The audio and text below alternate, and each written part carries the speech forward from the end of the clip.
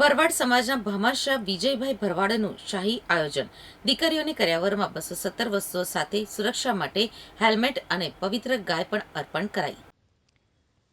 તારાપુર તાલુકાના જીચકા ગામે આજે લાગણીના વાવેતર શીર્ષક હેઠળ ચતુર્થ ભવ્ય સમૂહ લગ્નોત્સવ યોજાયો હતો. દ્વારકેશ ગોપાલક સમાજ ફાઉન્ડેશન દ્વારા આયોજિત આ પ્રસંગે 115 નવયુગલો લગ્નગ્રંથિમાં જોડાયા હતા, જેમાં 45 નિરાધાર દીકરીઓનું કન્યાદાન કરી વિજયભાઈ માલાભાઈ ભરવાડ પરિવારે માનવતાનું ઉત્તમ ઉદાહરણ પૂરું પાડ્યું છે. આ સમૂહ લગ્નોત્સવમાં પરંપરાગત કર્યાવરની સાથે આયોજકો દ્વારા સામાજિક જવાબદારીના દર્શન કરાવાતા કેટલાક વિશેષ સંકલ્પો લેવામાં આવ્યા. સુરક્ષાનું કવચ, માર્ગ અકસ્માતોથી બચવા અને ટ્રાફિક જાગૃતિ લાવવા માટે તમામ 115 નવયુગલોને હેલ્મેટ આપવામાં આવ્યા હતા. દીકરીઓના સુખમય જીવનની સાથે જમૈયોની સુરક્ષાનો પણ આયોજકોએ ખ્યાલ રાખ્યો હતો. સનાતન સંસ્કૃતિ દરેક નવયુગલને પવિત્ર શ્રીમદ ભગવદ્ ગીતા અને ચાંદીના તુલસી અર્પણ કરી આધ્યાત્મિક સંસ્કારોનું સિંચન કરવામાં આવ્યું હતું. ગૌ સેવા માલધારી સમાજની પરંપરાને જાળવી રાખવા માટે દીકરીઓને ભેટ સ્વરૂપે ચાંદીની ગાય પણ આપવામાં આવી હતી.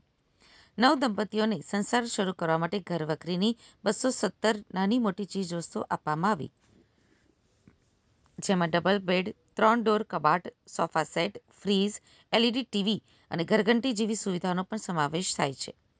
આ સમગ્ર આયોજનનો ખર્ચ વિજયભાઈ માલાભાઈ ભરવાડ દ્વારા ઉઠાવવામાં આવ્યો હતો. 50,000થી વધુ લોકોની જનમેદની વચ્ચે ગુજરાતના મંત્રીઓ, સાંસદો અને ધારાસભ્યોએ હાજરી આપી હતી. ખ્યાતનામ કલાકારો ગોપાલ ભરવાડ, મનીષા ભરવાડ અને મનુબેન ભરવાડે લગ્ન ગીતોની રમઝટ બોલાવી હતી. આ કાર્યક્રમને સફળ બનાવવા માટે પ્રમુખ વિજયભાઈ ભોકડવા, નીરુબેન ભરવાડ અને તેમની સમગ્ર ટીમે રાત દિવસ જહેમત ઉઠાવી હતી. અમે તારાપુર ખાતે જીસ્કા ગામે 115 દીકરીઓના સમૂહ લગ્નનું આયોજન કરવામાં આવ્યું હતું. તેમાંથી સ્પેશિયલ ઘણી દીકરીઓ એવી પણ હતી કે જે માતા પિતા વિહોણી હોય અથવા તો બીજી કોઈક રીતે જેના કન્યાદાન તમે કર્યું હતું, તેના વિશે થોડી 45 દીકરીઓ એવી હતી જે કોઈના કદાચ મધર નથી, કોઈના ફાધર નથી, એવી દીકરીઓ હતી અને બાકીની દીકરીઓ મા બાપાડી હતી. એટલે આ દીકરીઓનું કન્યાદાન આપણા હસ્તક કરવામાં આવેલું. કન્યાદાનમાં કેટલી વસ્તુઓ આપવામાં આવી, તમારા થકી કયા પ્રકારનું આયોજન કરવામાં આવ્યું હતું? કન્યાદાનમાં ફ્રીજ, ટીવી, ઘરઘંટીથી લઈને ટોટલ પલંગ, સોફા સેટ થી ઘર 217 વસ્તુનું આપણે એ લોકોને કન્યાદાનમાં આપવામાં આવેલું. આ સમૂહ લગ્ન પાછળનો મુખ્ય હેતુ શું છે? સમૂહ લગ્ન થકી સમાજની એકતા, સમાજની સંસ્કૃતિ સાથે એ ટ્રસ્ટ દ્વારા અમે એજ્યુકેશનનું આયોજન કરવા જઈ રહ્યા છીએ કે આ ટ્રસ્ટની સ્થાપના થાય, જે સમાજ એકરૂપતા થાય અને એની પાછળ અમારું મુખ્ય ધ્યેય એજ્યુકેશનનો છે. કેવો પ્રતિસાદ રહ્યો લોકોનો? અતિ સારો પ્રતિસાદ રહ્યો અને જે રીતે અમે જે 115 દીકરીઓને વળાવી છે અને જે દીકરીઓને હરખના આંસુ જોયા, એના મા બાપના હરખના આંસુ જોયા, તે અમે આજે એમ કહેવાય ને કે ભાઈ ભલે ગમે ત્યાં અમે સમૂહ લગ્ન કરવા જઈએ છીએ પણ ત્યાં અમને પોતાને પણ સુખદ અનુભવ થયો. આગામી કયા પ્રકારનું આયોજન રહેશે તમારું? આની અંદર અમે ટૂંક સમયમાં આનું જે ફંડ અમે ભેગું કરવાના છીએ, 5 કરોડ રૂપિયા જેટલું માતબર રકમ અમે ભેગી કરી અને એના ઇન્ટરેસ્ટમાંથી દર વર્ષે અમે 100 થી 150 દીકરીઓના સમૂહ લગ્નનું આયોજન કરશું.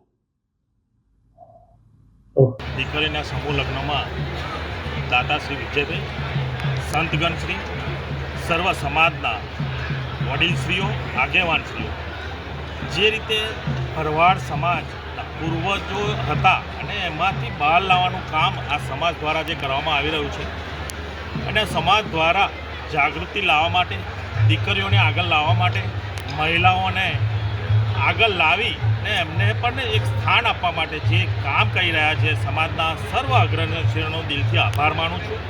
કે ભરવાડ સમાજ એક વખત એવું કહેવાતું હતું કે ભાઈ ભરવાડ સમાજમાં દીકરીઓ અને દીકરાઓને ભણવામાં નથી આવતા, પરંતુ અત્યારે આ સમાજની દીકરીઓ ખૂબ આગળ વધી રહી છે, દીકરાઓ પણ ખૂબ આગળ વધી રહ્યા છે. એજ્યુકેશનથી સમાજમાં જે ઉણપ હતી એ સમાજની ઉણપ દૂર કરી સમાજ માટે જે સમાજના અગ્રણીઓ ખૂબ સારું કામ કરી રહ્યા છે, એમને હું બિરદાવું છું, એમને અભિનંદન કરું છું. ને આજે આ સમાજના સૌ અગ્રણીઓએ અમને બોલાવી આ સમૂહ લગ્નમાં જે દીકરીઓ છે, દીકરીઓના સમૂહ લગ્ન બોલાવી અમને પણ એમને અમારું સન્માન કર્યું છે, તે બદલ સમાજનો આભારી છું.